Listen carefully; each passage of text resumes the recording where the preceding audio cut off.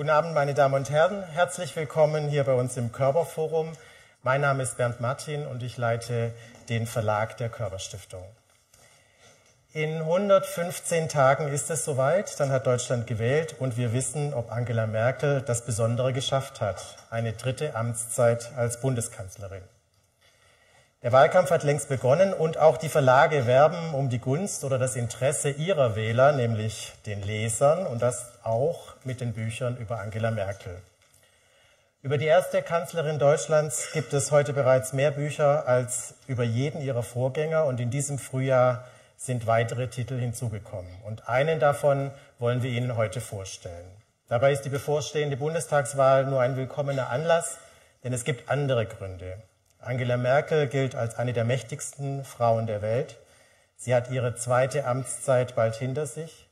Ihre Popularität bei den Deutschen ist ungebrochen. Und auch wenn das Ausland ihr Respekt zollt, haben die populistischen und aggressiven Töne zugenommen, vor allem wenn es um ihre harte Haltung gegenüber den in die Krise geratenen Staaten im Süden Europas geht. Deutschland hat sich unter der Kanzlerschaft von Angela Merkel verändert.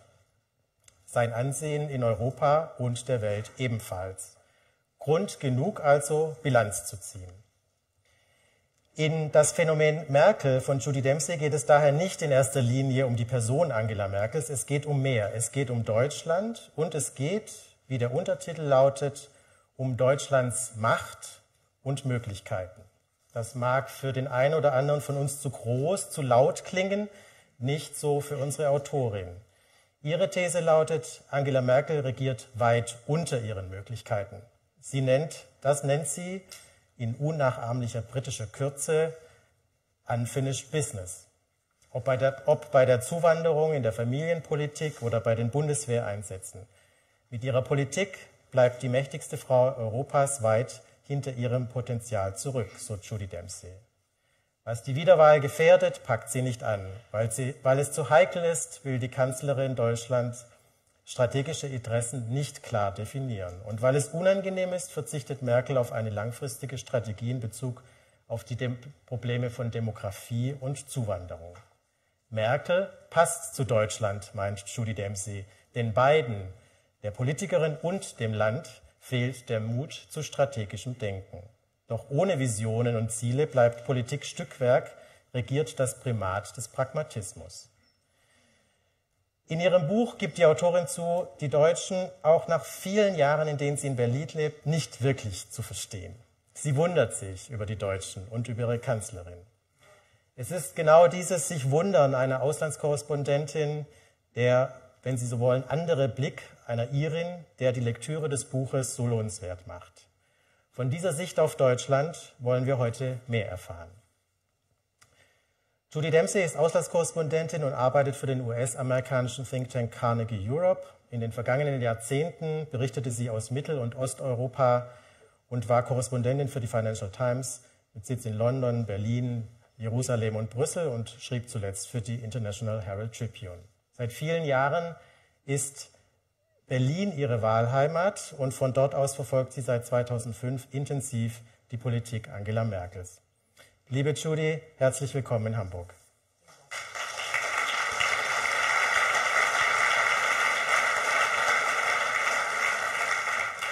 Wie Sie wissen, sind am Entstehen eines Buches viele Menschen beteiligt. Deshalb möchte ich an dieser Stelle ebenfalls sehr herzlich Dorothea Jestedt begrüßen, die als Übersetzerin und Fachlektorin zum Gelingen des Buches entscheidend beigetragen hat.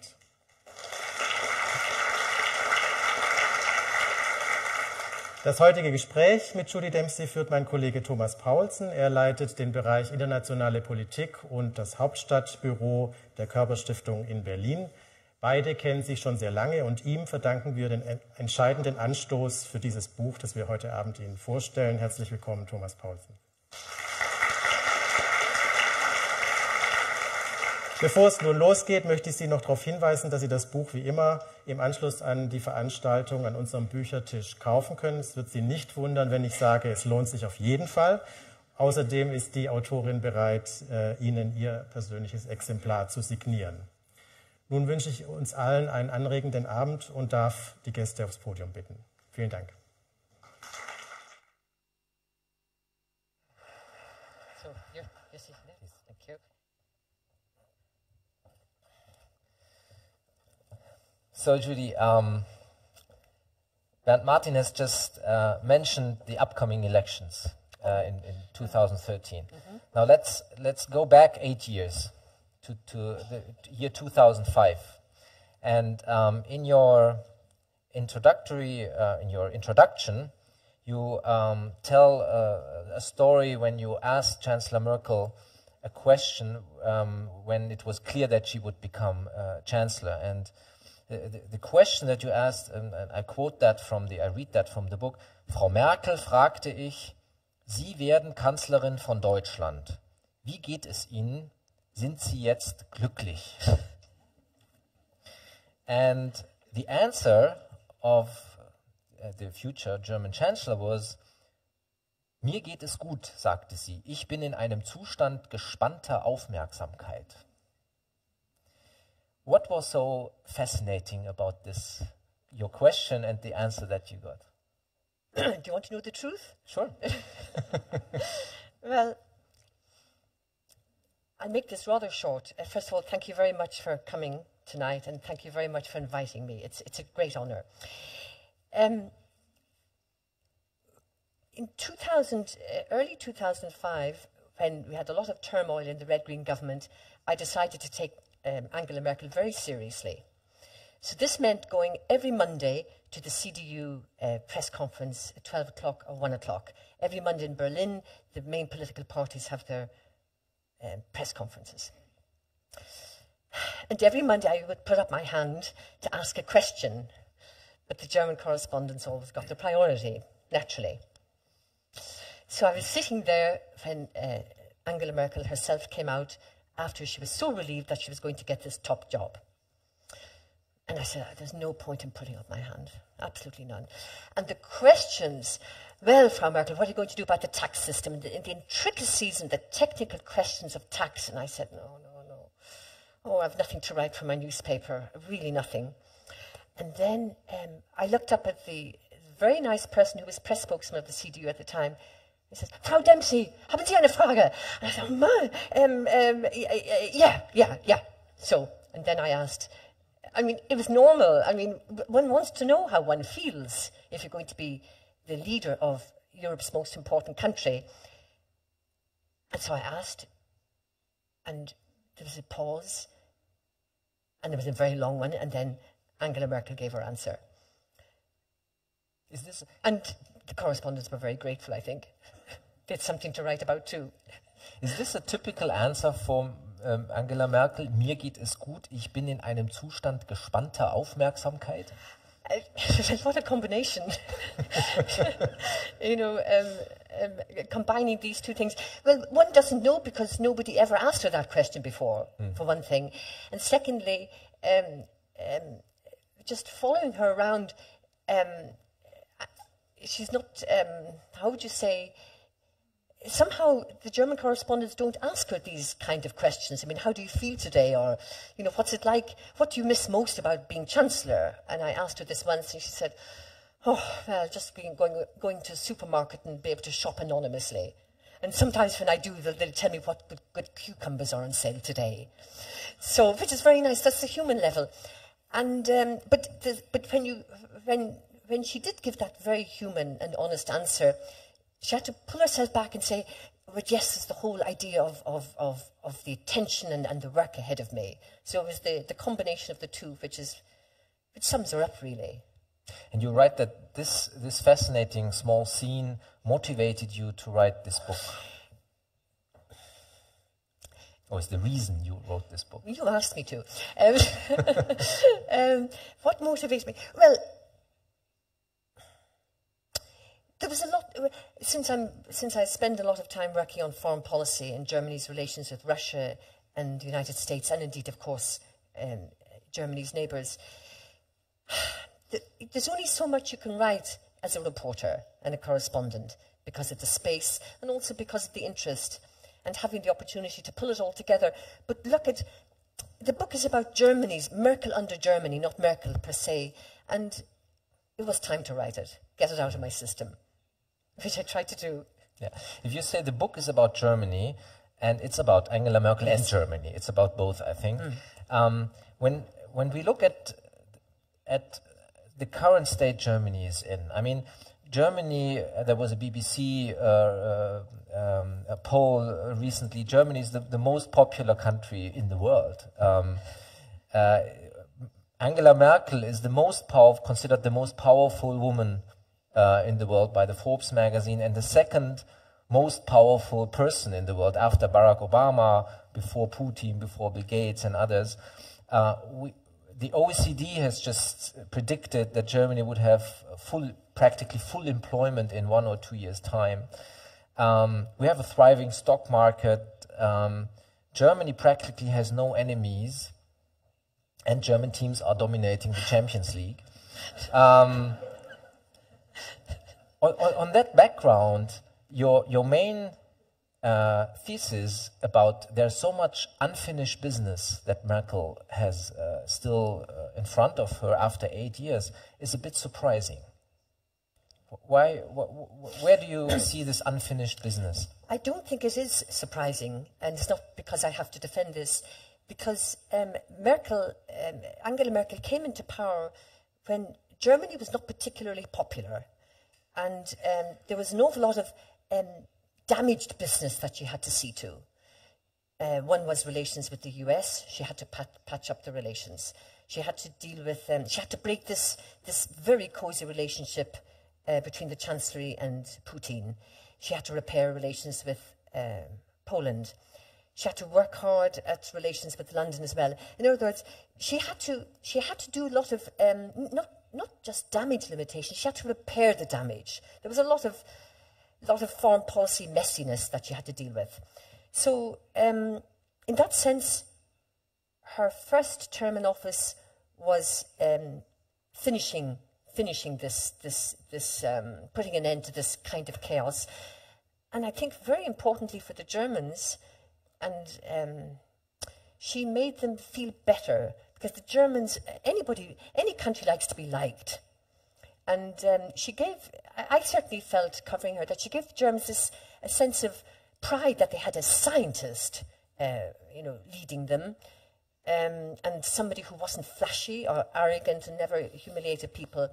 So her first term was fixing things, especially human rights, which is very important. The second term has been clearly dominated by the euro crisis, and you can always use the euro crisis, economic crisis, as an excuse to put lots of other things on the back burner. And I think this government has put an awful lot of things on the back burner. There's been an awful lot of unfinished business on what to do with the transatlantic relationship, security issues, the Middle East, our long-term strategic thinking with Russia, our neighbours. And Germany has become, it may seem a contradiction, rather inward-looking with these very, very crucial, nearly existential problems now that Germany and Europe is facing. So you say the euro crisis is the main reason for this unfinished business that is still here?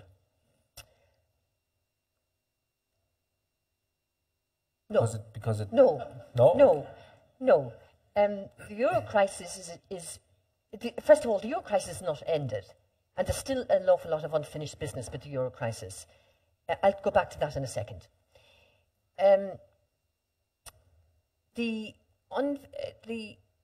What my impression is that the euro crisis has allowed a drift in what Merkel perhaps wanted to do.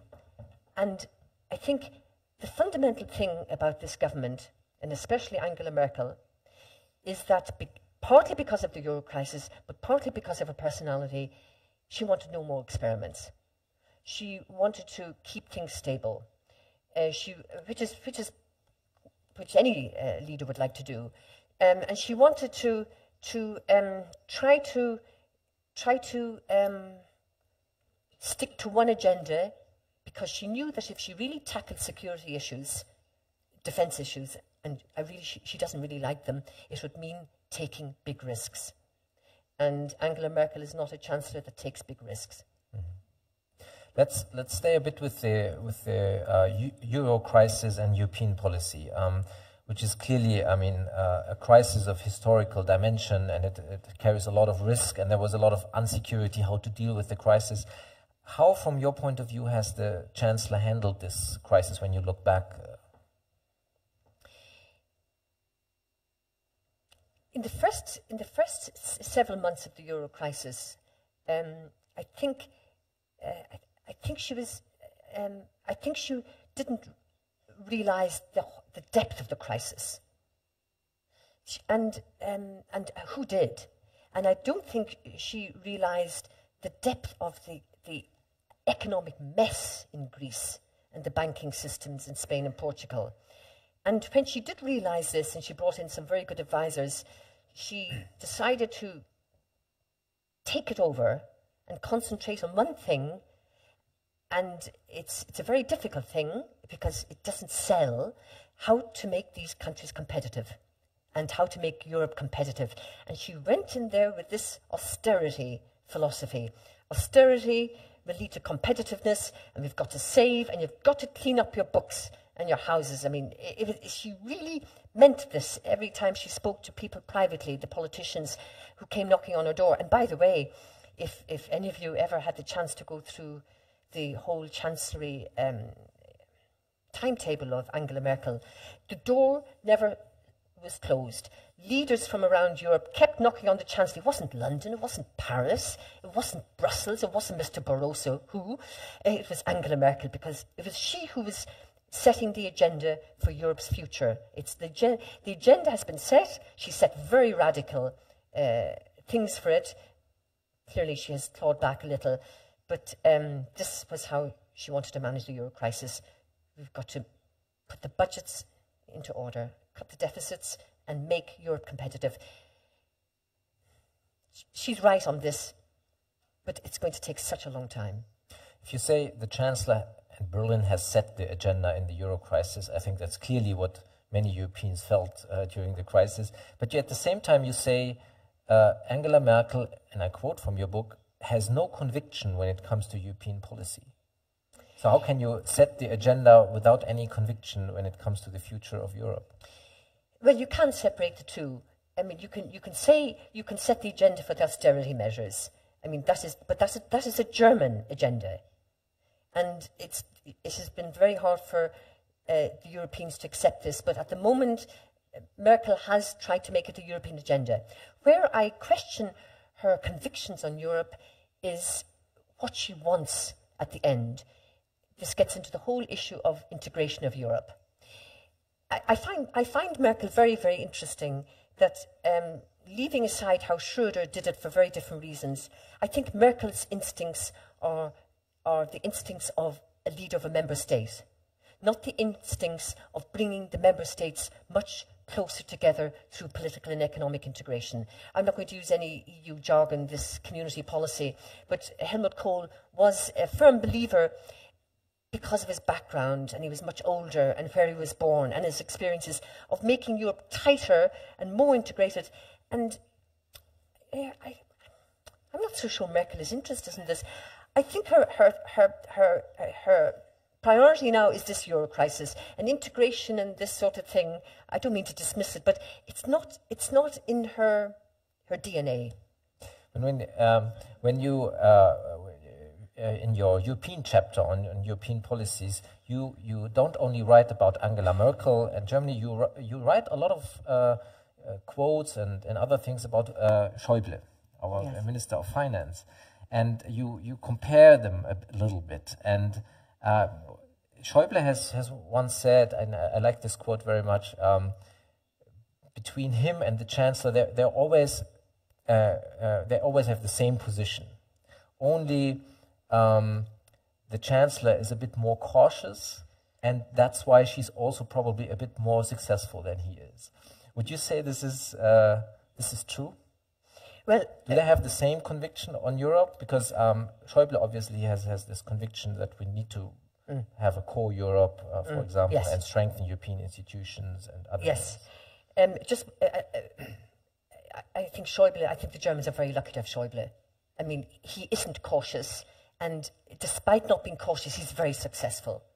In that sense, I think the Germans are very lucky. He's a very very gutsy politician to go through this crisis, and his perseverance.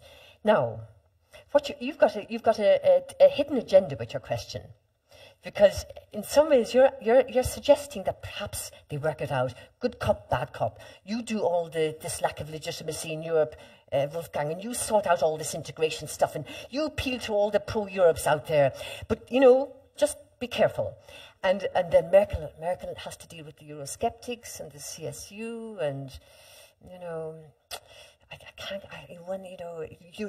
the Euro's good for Europe and Germany. Germany's good for the Euro, and that's enough for me. I wonder, is it as fixed as that? I think Schäuble is a passionate European. I mean, it's not just because of where he was born, right on near the border, the French border. I mean, he believes in it, and he sees philosophically, he sees that if there isn't absolute accountability and legitimacy in Brussels by the citizens of Europe, the idea of post-war Europe, this wonderful, fantastic architecture that was built, will slowly crumble, not just for lack of attention, but through neglect. That's his greatest fear. And he's not afraid to say this. His Aachen speech of last year is monumental. It's a fantastic speech of going back. It's historical, it's political, and it's very emotional about where we should be going. And we should be proceeding towards a stronger, more united Europe. Merkel would never say that. And I'm not so sure she would believe it either. But isn't this cautious approach that the Chancellor has pursued in these questions, and this reluctance to come out with a great vision about where Europe should go and where Germany's role in Europe is, isn't this a good thing when you look at the fear of German dominance in other European countries?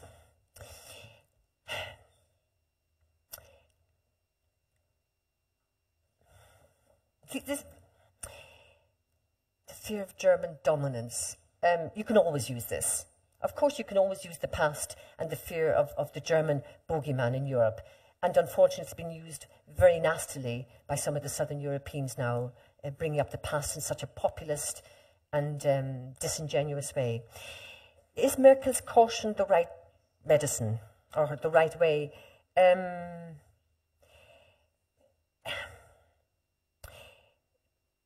Probably, and I'm going against my own thesis here, probably yes, but in the long term, you can't be cautious, you can't be permanently cautious in the hope that you can push the whole idea of Germany and Europe further. You've got to explain, at some stage, Angela Merkel will have to explain what she really believes in about Europe. Not just Germany. We know what she believes in as a German. But at some stage, she will have to bite the bullet if she really wants to go down in history, make her mark in history and say, this is where we should be going.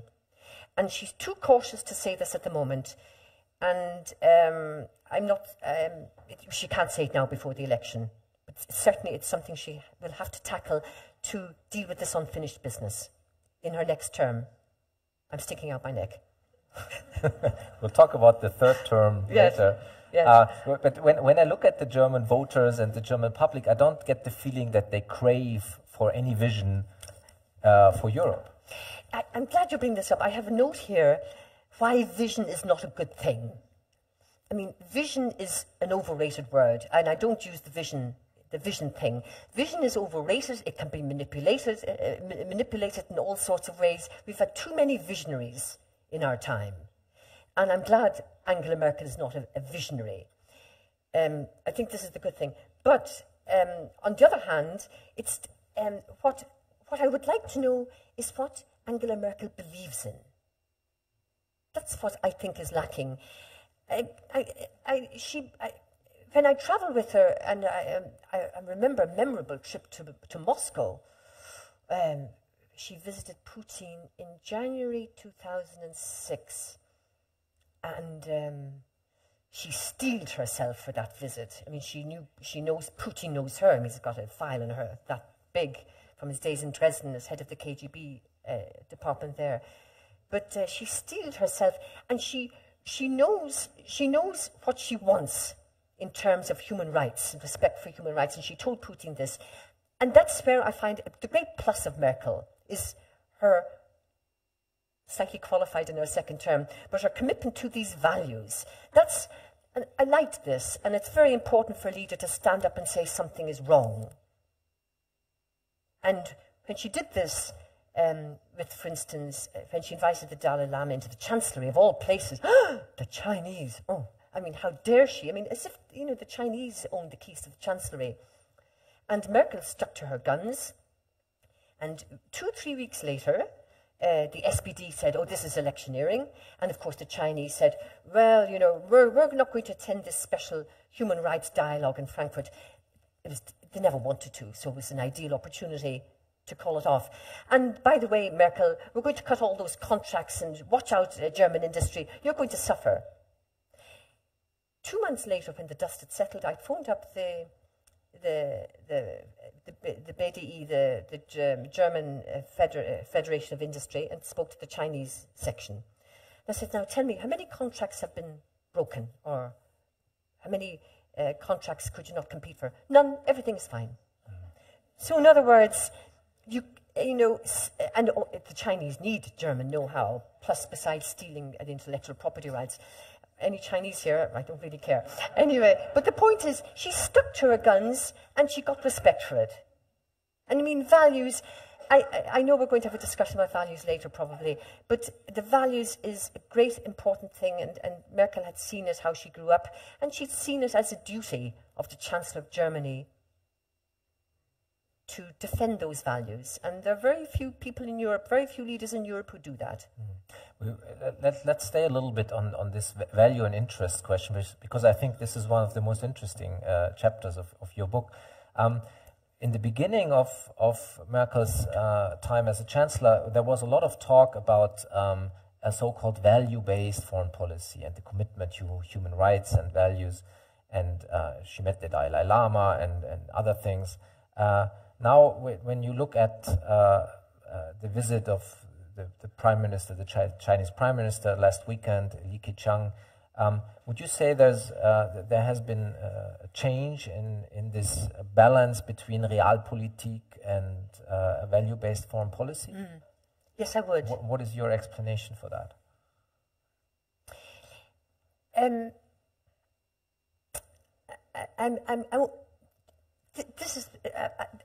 only thinking of this right now. I think because Angela Merkel put values so strong in her first term, this was her mission statement. And so perhaps in the second term, perhaps you could go a bit easier on it, but I think there's something much more fundamental here, that Merkel had to come up very strong against realpolitik and balance the whole idea of interests, values and realpolitik, which is actually very difficult for any politician. I must say, I'm surprised that she didn't visit the NGOs when she was in Beijing last time, or attend this breakfast. I think it was very disappointing, and actually, had she been consistent, she should have done it, as she did in Russia. And you know, maybe the Chinese expected her to, but I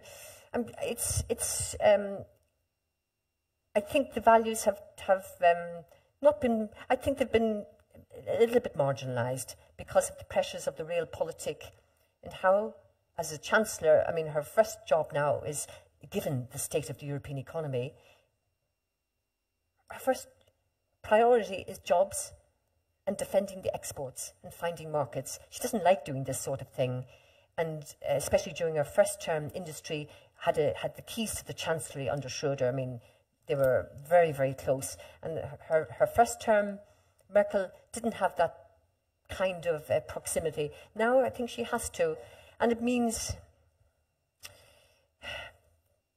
putting values in one department and interests and realpolitik in another. How would you assess the so-called Merkel doctrine on that background? The Merkel doctrine, framed by the Spiegel magazine, when she gave a speech 2 years ago, that she wants to send weapons to partners in other regions, even in crisis regions, so that they would be enabled to take care of regional security, and in brackets, she didn't say that explicitly, but it was clear, so that we don't have to send our own soldiers to these regions. What, I mean, how do you, how does that look like when you look at this tension between realpolitik and values? We talk about Saudi Arabia, Qatar, UAE, United Arab Emirates, and other great places. Bastions of democracy. I had a discussion of this issue in the Chancellor in the Foreign Ministry, and especially over the Saudi arms issue. And the Chancellery had a justification for this. A, because of regional stability. B, as you said, better than sending German troops. That's another issue. But third, well, what we're going to do is we're going to tighten our supervision of the weapons exports. Now, this is much easier said than done. End users, certificates. And I was also told, well, we know exactly where the weapons go to and how they will be used. And they won't, the tanks or the whatever will not be used to suppress human rights demonstrations. Well, we're not talking about tanks or guns just, or weapons. We're talking about surveillance equipment, tapping into the internet, trying to eavesdrop. And a lot of German companies supply this, and they're continuing to supply to Bahrain, where there's still an enormous amount of repression of human rights activists. And the Merkel doctrine has tried to square the circle. It's not successful. And in all honesty, I don't know which leader would be able to square the doctrine. But I think, you know, the government, any government has to be much more open about this. The price to pay when you do this. Because if you supply weapons one day, those very military equipment might be used against you. You have to be very careful.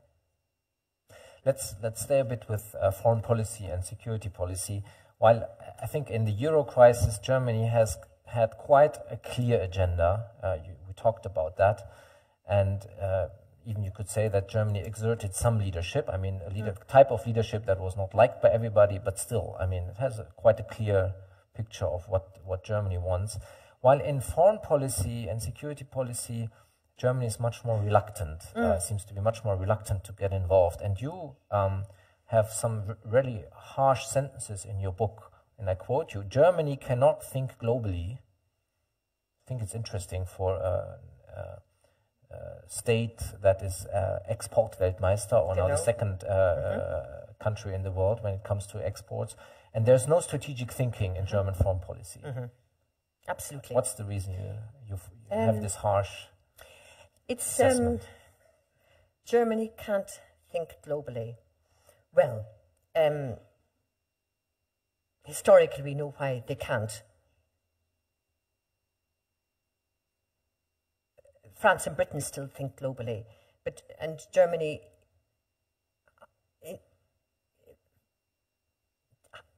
just can't historically, for historical reasons. But today, the reason is, I think, that the political elites in Germany don't want to make the leap out of Germany to actually try to influence or to set some kind of debate about Germany and Europe's role globally. I find when you raise this issue, when you mention the word strategy or strategic thinking with the Foreign Ministry or indeed the Chancellery, the answer is usually sort of, it's not in our interests to think globally. I mean, why should we think globally? Of course, we're doing things economically on the global issue, but we don't think globally strategically because there's not a need to. But in fact, there is a need to. And before you think strategically globally, Germany should be actually thinking in security terms on a European level. And only when Germany decides strategically what kind of security and defence policy it wants for Europe, then Europe can then have a serious debate its relations particularly with the US and indeed China. It just won't go down that path because it means defining your interests and making them public. And I think successive German governments have been very reluctant to deal with this issue. It's too touchy. And is the explanation really German history, as you write in your book? I mean, you write it's so difficult to understand the Germans. And I have to say, when I have meetings with foreign policy makers from abroad, 70 years after the Second World War, they don't understand why Germany is still so reluctant to get involved. They think history is history, and there's no reason for Germany so popular. Why don't you get more involved in international affairs in the Middle East, in Asia, and in other parts of the world? Is it because of our history?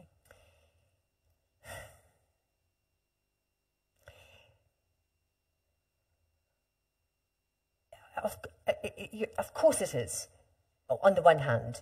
I mean, the Holocaust and the Second World War is just so part of the German political understanding and outlook, and so it should be. Now, this should not stop the debate about why, for instance, German soldiers are thousands of miles away in Afghanistan, or why German soldiers are sent to do this anti-piracy mission off the coast of East Africa. And there's a kind of dysfunctional or misfit between being haunted and being influenced by the past, on the one hand, and on the other hand, not using the past to deal with new responsibilities, which Germany and Europe is facing. Can I continue with this just for a second, Thomas? Now, I remember when Gutenberg, before he became defense minister, and I remember going down to Bavaria sometimes to see how he had to go from town to town explaining what Afghanistan was about, because the government wouldn't do it, and Angela Merkel did not want to know about it. And when the former president, the former president of Germany, Köhler, dared mention why German soldiers were in Afghanistan, but more importantly doing the anti-piracy mission, he said what should have been a normal answer, but to defend the global, to defend our interests, to defend our shipping, and our economic interests. And the German media said, how can you say this? This is quite shocking. And now it's accepted. And somehow the Germans won't make this leap. The Germans won't move along to use actually the past in this kind of to use the past to take on these new responsibilities. The only person, and the problem with the past is that if you, I'll go back. I want to go back to this issue of the past. It's quite extraordinary when you read Joschka Fischer's speech that he made at the special Green Party Congress over the whole NATO mission, Germany joining the NATO mission in Kosovo. And you can see him live on YouTube or whatever it is. It's fascinating because he was fighting away to defend it, to defend why the German troops are going to do this in Germany.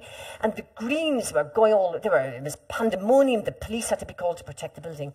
And then Fischer suddenly realized that he wasn't going to get this through, this motion. And he brought up Auschwitz. And then he said, so you see, I have to bring up Auschwitz to explain our new responsibilities. Do we want Auschwitz in Southern Europe, in Kosovo? This is what's going to happen if we don't act.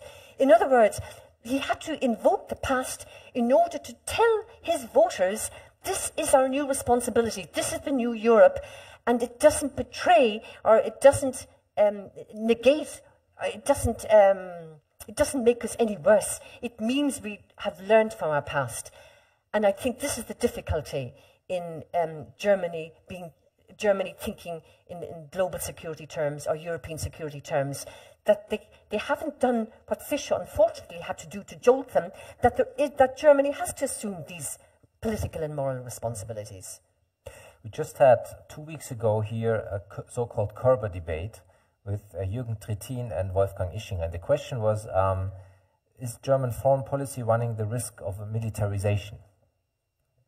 And it was interesting that 2/3 of our audience were of the opinion that there is a risk of militarization of German foreign policy. When you tell this to German diplomats working at NATO, they would laugh at this, because from their point of view, Germany is far away from any militarization of its foreign policy.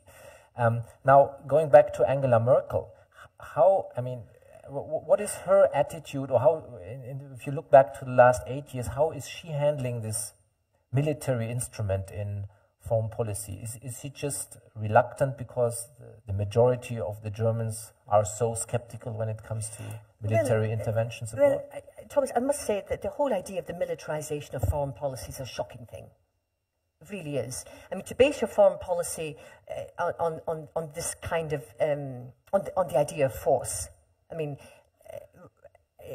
we have seen how the militarization of foreign policy under the Bush administration has been a total disaster, and Obama is now trying to fix this. We've seen from his big speech of last week. A militarization of foreign policy, I actually don't believe that Merkel, I'm glad actually, I don't know what the audience thinks, but I don't get any hint of this whatsoever, and I'm very relieved. And I hope the Europeans don't go down this road of that foreign policy should be underpinned by the militarization. That's a different issue from foreign policy being coupled with the need, perhaps, to use force. But the need to use force is not the same thing as the militarization of foreign policy. Under Angela Merkel, she doesn't like these sort of things. It's my impression. Just, speaking to her advisors and getting an impression, we saw Libya, for example. The drones is going to be a very interesting discussion very soon. But if she really did believe in the militarization of foreign policy, we would have a very different NATO. I'm surprised about this word, but I just don't see this, and I'm very happy that I don't see it. But maybe I'm blind. The Chancellor was very clear when it comes to Syria, for example, that Germany will not deliver any weapons to the opposition. So it's quite consistent.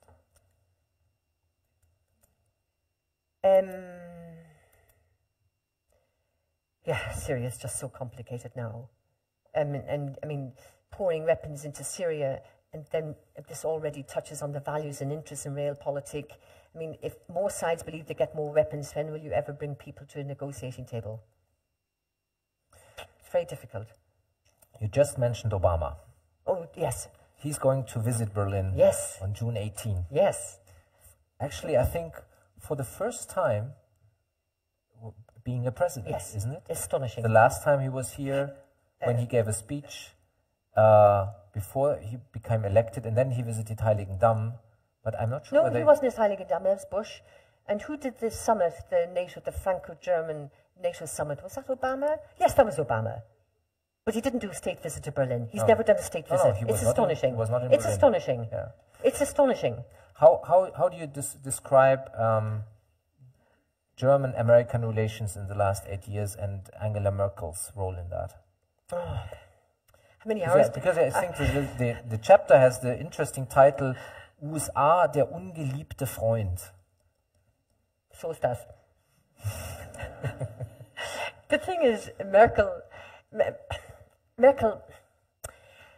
she likes America. I mean, especially the West Coast. I mean, but to answer your question, I think... why is it the West Coast and not the East Coast? I mean, most of the Europeans are somehow associated with the East Coast. I know, but Boston, she was so happy New York, when she went off to Hollywood and got her the honors in Stanford, and she loves the innovation. I mean, this is Merkel's other side to her, the energy of the West Coast, the innovation, the young people. This is the America she has internalized as a young person, not Washington or Congress. It's this fantastic side of America which people forget about. the energy, the innovation, the creativity, the young people, the immigrant. It's that which she was in her element. When she was, unfortunately, I didn't travel with her. Actually, I think, anyway, to answer your question. But she was courted by Washington very much. I mean, she courted, putting it mildly. She got this medal, this peace medal, this dinner. She gave a speech in Congress. Yeah, I mean, Obama was trying to get Merkel, look, you owe me, Angela. You owe me over Libya, and you owe me over the euro crisis. Listen, I'm in deep problems here with my economy. It's all because of your austerity measures and other things, and your dummy banking system. It's not, look what we went through. Now, look here, Angela, I'm going to give you this dinner, okay?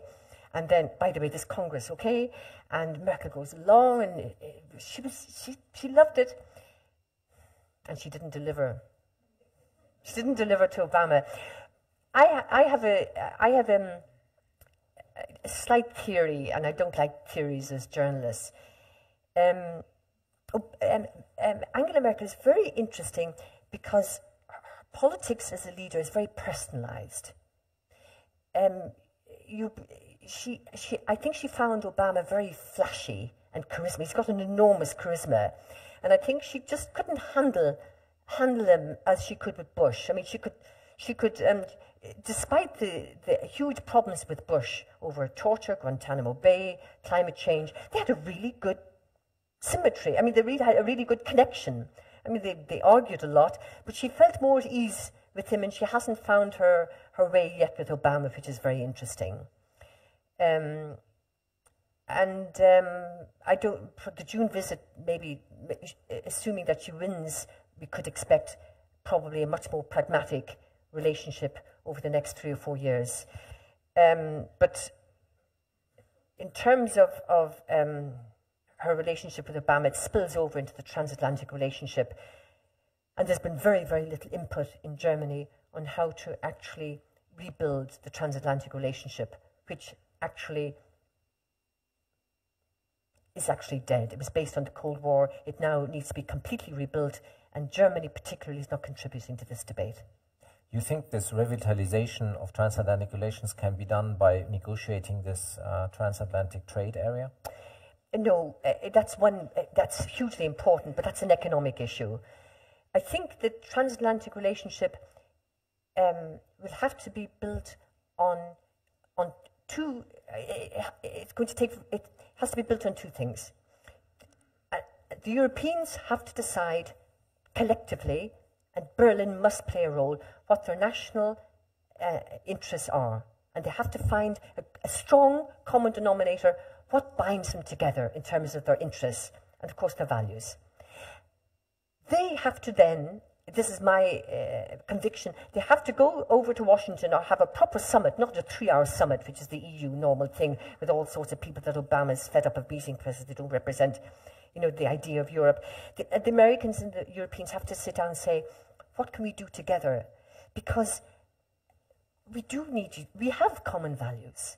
Of course, we fall out over the death penalty and other issues, but we've common values, and as America shifts to Asia, we can't just let this relationship collapse. We have to rebuild it so that we can project our values together outside Europe and America. I think it's very important, and I don't see this debate happening here, let alone Europe. One thing that Germany and the US traditionally have in common is their commitment towards the security of Israel. And Angela Merkel has used very clear words when it comes to the security of Israel, and she said basically it's part of our state reason. And at the same time, there were these reports that she's very critical of the settlement policy. Do you feel that there's that German-Israeli relations are changing? I think, first of all, every successive German leader is committed to Israel, and that will not change. Merkel is particularly close to Israel. But I think Merkel has decided, and I can understand why more and more, she has been highly critical of Netanyahu because, and she lets these leaks out of the Chancellery. I mean, the Chancellery is not known for leaks, because she feels betrayed by him. as a very close, enormously close ally and friend of Israel, Merkel feels betrayed because Netanyahu is letting her down on the fundamental thing which she believes in, and it's the two-state solution. And I think Merkel's criticism of the settlements, by the way, she could be much more critical, and she could be much more critical of what's happening in East Jerusalem. She could be much tougher, but maybe she does a lot of this privately. But I think this is what really upsets Merkel, is that the time we have nearly lost the chance for the two-state solution, and she is very angry with Netanyahu on this. Very, very angry. And I think you have to separate out her support of Israel and her criticism for missing this chance. Now that you remind me, just after the Arab Spring happened, Merkel gave a terrific speech in Tel Aviv, at the university, a terrific speech. And I think Netanyahu was there in the audience. And she made a plea, not to the government of Israel, but that the people of Israel grasp this opportunity with the Palestinians before it's too late. You don't have the luxury of time. Don't close your eyes to what's happening around you. And, you know, it was still stable in Egypt. I mean, Syria was still peaceful. She said, grasp it, grasp it. And Bibi gave us, Netanyahu gave us, and she said, you've got to do it. You must. And they didn't. And she feels her personal convictions seem really verletzt, injured by this. That's so there's change in the tone and change in the criticism, but the fundamentals are there. You have one long chapter on Eastern Europe, and I thought it's quite unusual that you put Russia and Poland together in one chapter. Did you know? What was the reason for you to write the chapter in that way? Because, well, Poland is one of my first passions, I suppose, loves, of course, along with Germany. And why? Because the extraordinary developments that have taken place between Germany and Poland over the past couple of years, and between Poland and Russia over the past couple of years, gives an enormous signal that very old foes can put aside enmity and actually start cooperating. Further interest, by the way, values too. But it's very, very interesting to see how the Polish government under Donald Tusk and the Foreign Minister Radek Sikorski has made the intellectual leap to say, we have got to change our relationship with Russia. We can't go around being victims all our lives. We've got to make this relationship work for us. And Putin, actually, to his credit, has, especially over Katyn, he realizes this too. Also, the point of this chapter was to show the success of Europe. Poland would not be able to deal with memory and the past and its terrible, and trying to overcome its terrible relations with Russia, had it not joined the EU and NATO. Being part of the European home has given Poland an enormous confidence and an enormous intellectual will to say, now, France and Germany have done it. It's going to take us an awful long time, but let's try it. The other point is that Poland cannot do this alone without Germany. And Merkel is very, very close to Donald Tusk, and the relations between Warsaw and Berlin are just so good now that there's a kind of new triangle developing that perhaps could lead on to something much stronger, more beneficial, depends on what Putin wants from it. That's why I did it. Okay. In your conclusion, you write, and I quote, die Aufgabe eines Bundeskanzlers ist es, die Richtung vorzugeben, Ideen einzubringen, Visionen zu entwerfen und strategisch zu denken, um das Land voranzubringen. Das sind sicherlich nicht Merkels Stärken. Manchmal habe ich den Eindruck, dass es Merkel schon reicht, Kanzlerin zu bleiben. Is Angela Merkel only interested in staying power? Which is somehow natural for a politician, isn't it? I mean, if politicians, if you don't have power in your blood, just don't be a politician. I think I'll answer this I'll answer this by going back to Leipzig in 2003. One of Merkel's most forceful, apart from her letter in the FAZ about the Spende affair, one of Merkel's most forceful speeches and radical was her speech at the CDU Party Congress in Leipzig. And she had the CDU eating out of her hand. And she had him, yes, this is our leader we want to bring us into the future, galloping along with reforms, tax reform. Yes, radically, we do this, that, and the other. Yeah. And then comes 2005, and she brings the professor, wasn't his name Kirchhoff, I think, to... Flat tax. And Merkel says, and then she barely won. And I think that has shaped Angela Merkel. Risks bring a very high cost to your power. And if you want to have power, you've got to decide what you're going to do with it.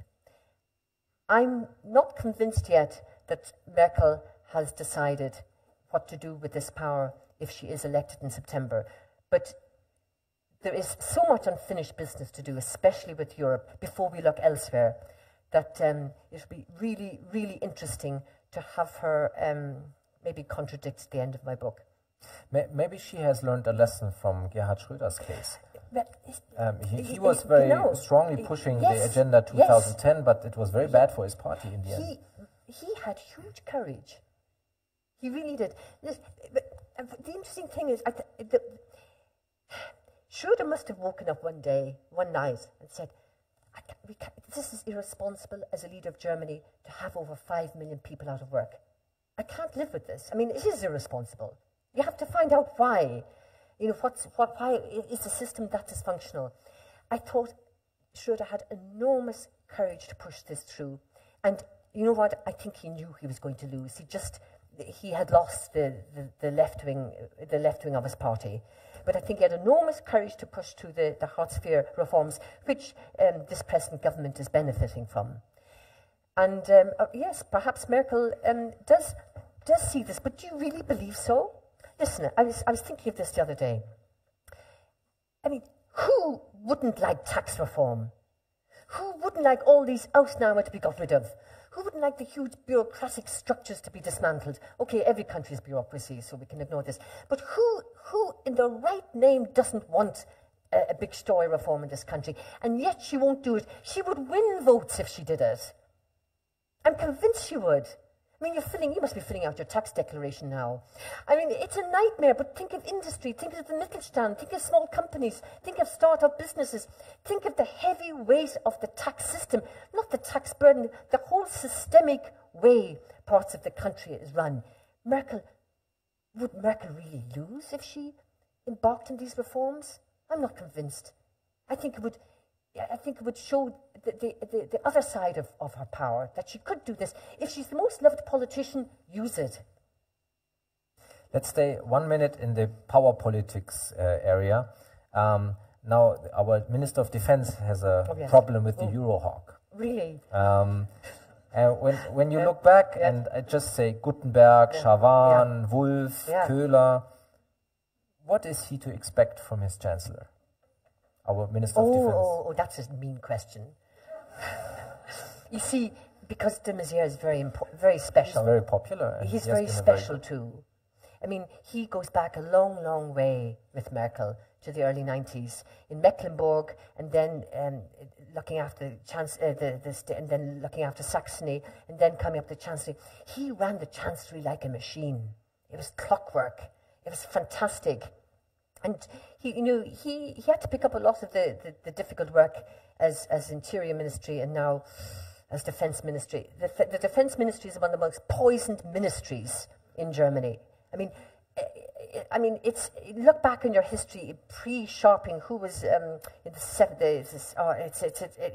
Nobody should touch the Defense Ministry, but de Maizière, because he's loyal, had to. Now, if it gets worse for de Maizière, and this is your question, will Merkel stand up on the podium and say, yes, he's got my full trust, and then the next day ditch him?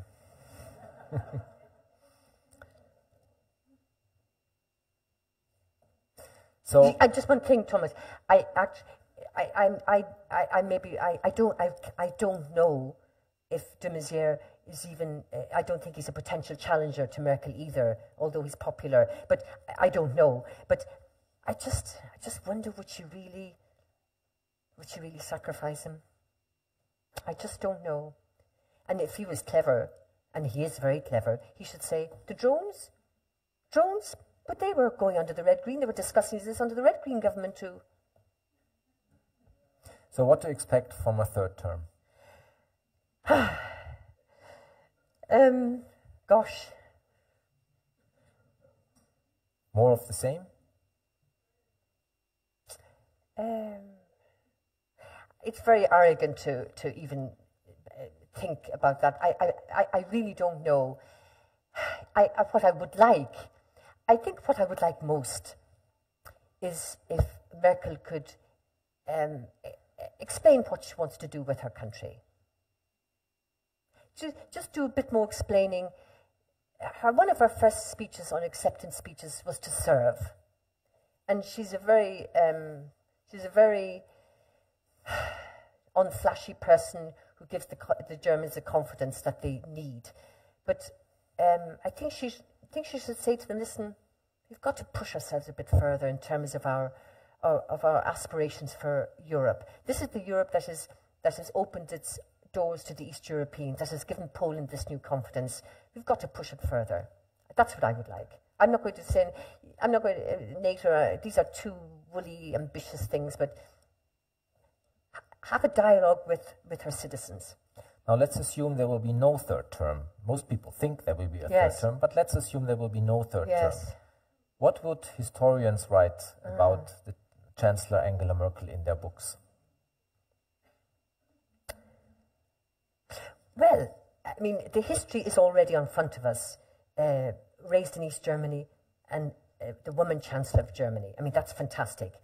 Secondly, to put the positive on it, and I'll go to, you know my negative stuff, to put the I'm not so sure there's going back with the CDU. I think she really has modernized the CDU, but that's the domestic historian point of view.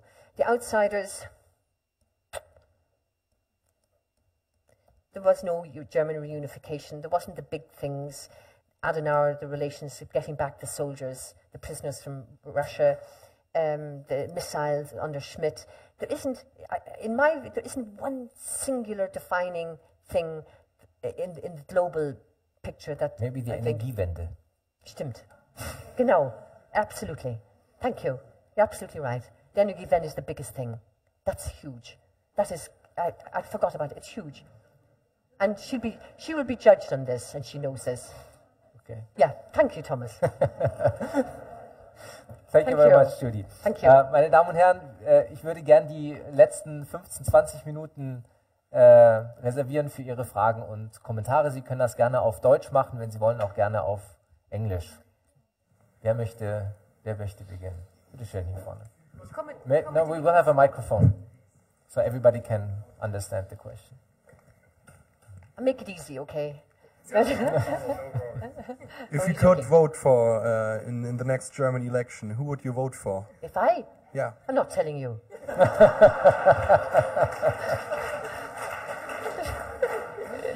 Okay, der Herr da hinten? Ich glaube, Sie hatten sich zuerst gemeldet, ja. Honestly. Wenn Sie das einmal bitte durchreichen würden. Ganz zum Schluss ist ja die Energiewende noch angesprochen worden. An diesem Beispiel kann man sehen, nach meiner Überzeugung, dass die Politik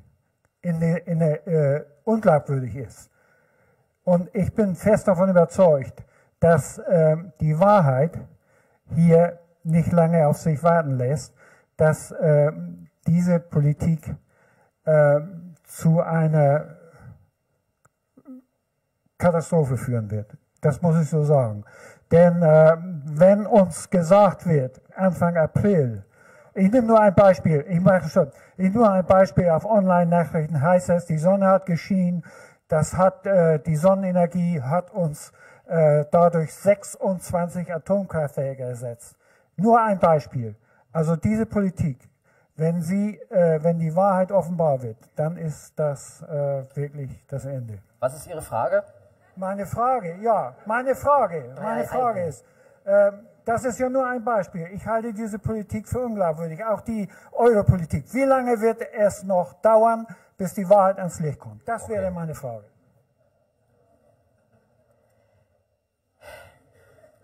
Will I answer this now?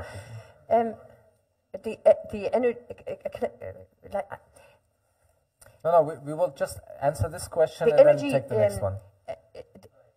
We all know how that decision was made of the Energiewende, and the Japanese nuclear accident on the one hand and the Baden-Württemberg elections on the other. And I don't think anybody will ever know what Merkel was really thinking when she actually did the moratorium and then undid it. But one thing is certain about this energy revolution, which it is. Whatever you say, I mean, Germany has a deficit of sun and there's a problem with the wind. One thing is certain, and unless I'm really wrong on this, there is no going back. And Merkel's Germany has to make this succeed. The industrial world is looking at Germany. Germany without nuclear power, the biggest economy in Europe, the leading world export. If Germany fails in this, that will be a catastrophe. Herr, bitteschön. Hello. Hello. There's a consensus of opinion back home in Ireland that Angela Merkel is not really on our side.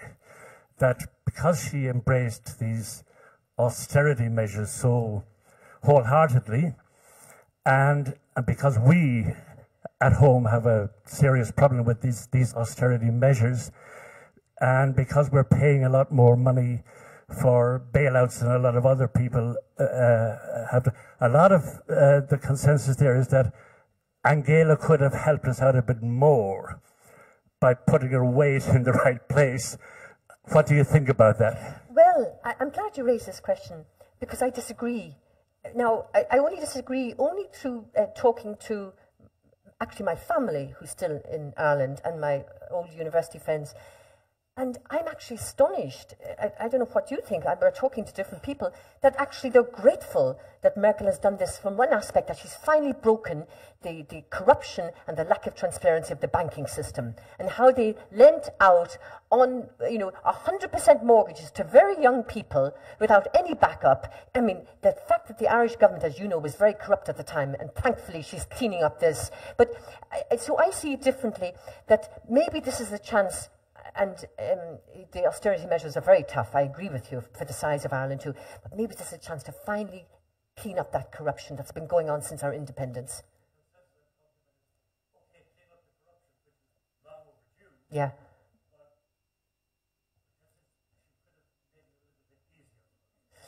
Well, do you know what? You know where we have to pay more. You know what? I get these wonderful regular briefs from the Irish Embassy in Berlin, and you've turned the corner, and she didn't make it easy for you because she knew you would do it.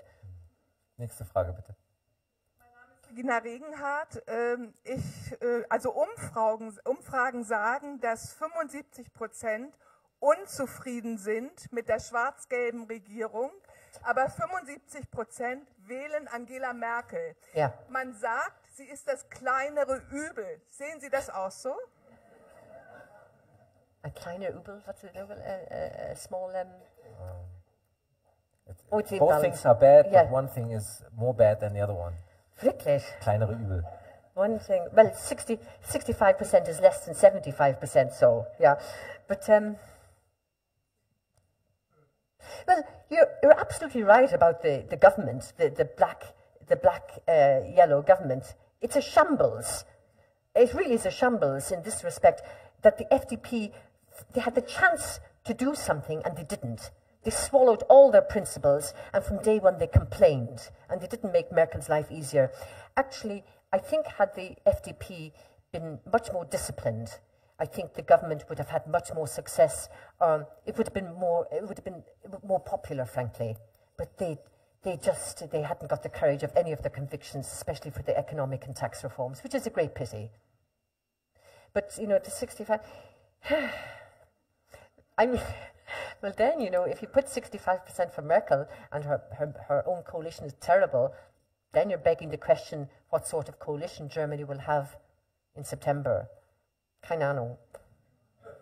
Wirklich, tut mir sehr leid. Bitte schön da hinten.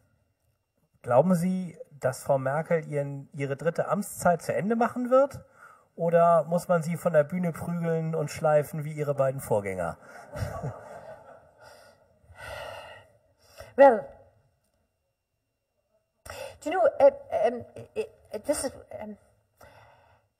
I can't answer, but I can't answer definitively, and I wouldn't be expected to. I would just say one thing.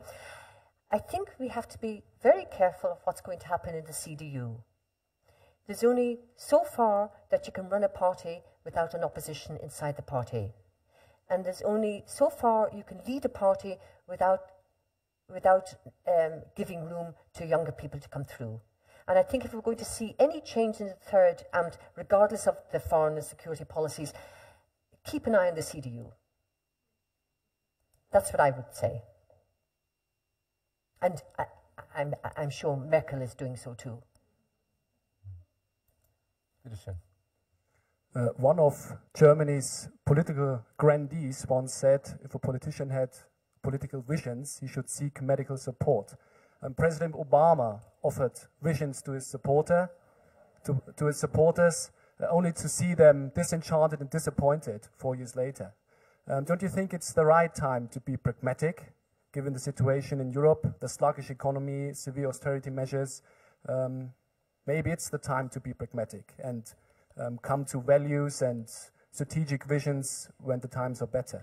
Okay, first of all, if you're referring to Angela Merkel, she is 200% pragmatic.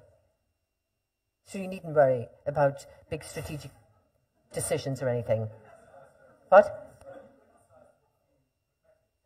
I have criticised her for being pragmatic and neglecting very important issues. You can't keep very important security issues like the Middle East on the back burner. The Middle East is boiling over. And immigration and instability and the whole collapse of the infrastructures will come to haunt Europe and the German taxpayer. And if we want to keep our heads in the sand and pretend these things won't happen, or if they do happen, they won't affect us, I think it's quite irresponsible. No, it's a completely different issue. No, that's a completely different issue. It's about, it's a balance of using soft power, but sometimes you have to use the hard power. We have to be realistic about this. But we cannot ignore what's happening even across the Mediterranean in Algeria, where the President Bouteflika is very, very sick and is waiting to. It's next on the agenda, unfortunately, on the list. And this is, I mean, these are our neighbours, our southern neighbours, and we don't have the luxury or time to ignore them. Weitere Fragen? Bitte schön. Sie haben zu Anfang gesagt, Sie verstehen Deutschland immer noch nicht. Was verstehen Sie an Deutschland nicht? Das würde mich interessieren. Nicht? What do you not understand about Germany?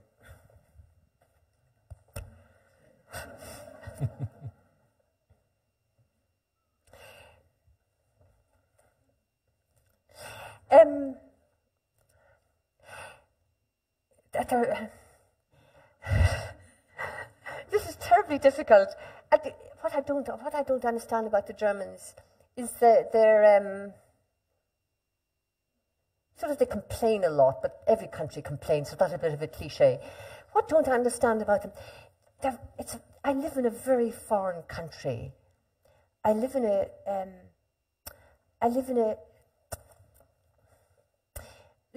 Can I give you just to answer the question very briefly and directly? When I take the train across to Poland, which is an hour, and then you're in Poland, it's another foreign country. The landscape, the smells, the way of the dress of the people. When you cross the border into France, it's a foreign country, it's a complete landscape. The gardens are different, the food is different, the way of life is different. And about Germany, Germany is very, very special because of the Holocaust and the past. It's actually my reference point. And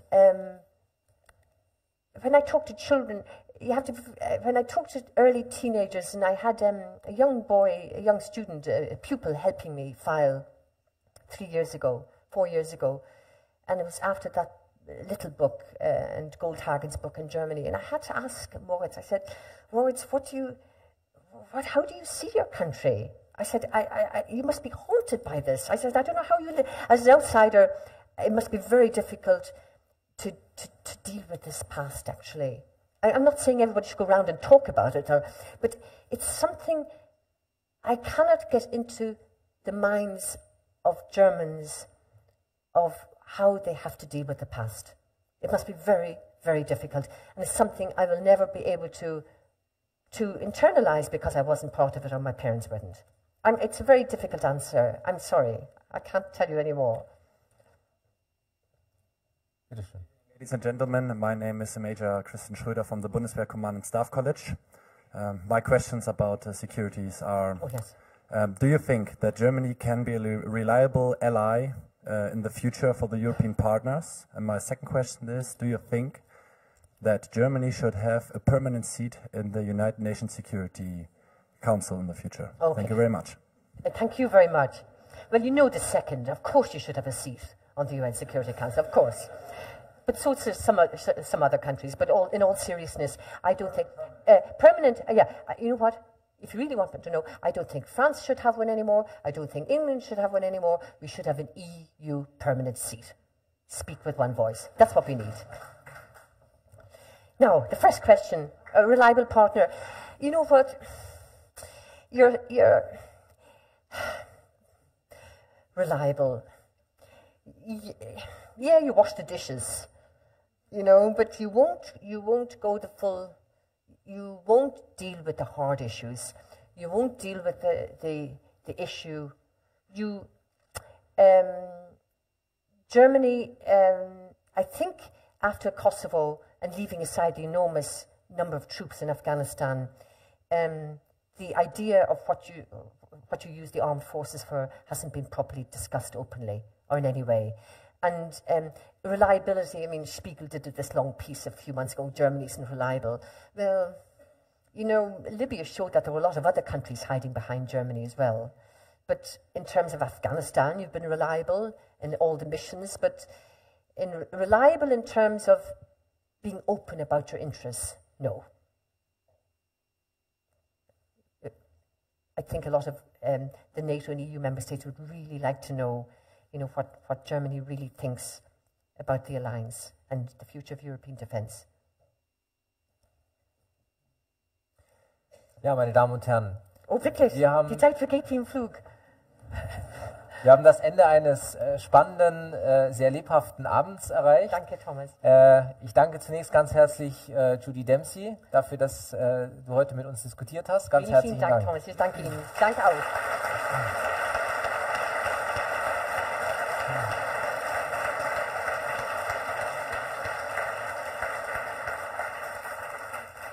Wenn Sie, meine Damen und Herren, auch der Meinung sind, dass es ein interessantes Gespräch, ein interessanter Abend war, dann empfehle ich Ihnen sehr und lege Ihnen sehr ans Herzen, wenn Sie hinausgehen, kaufen Sie ein Buch von Judy Dempsey.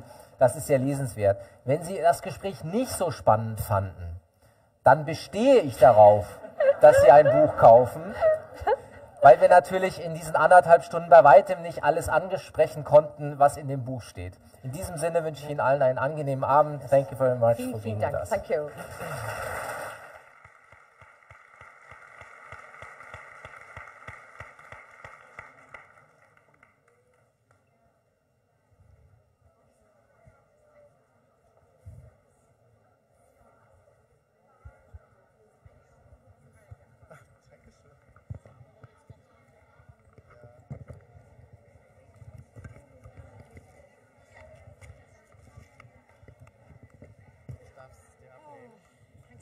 Untitled Chapter.